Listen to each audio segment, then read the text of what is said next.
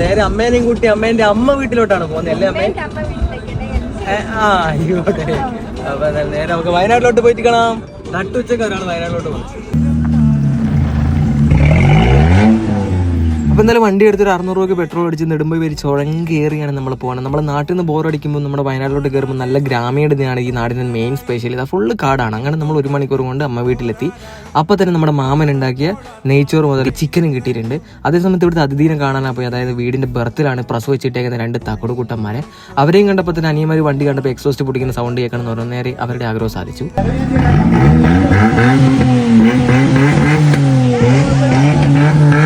തന്നെ 200 രൂപേൻ്റെ എണ്ണയും അവൻ കത്തിച്ചു തന്നു.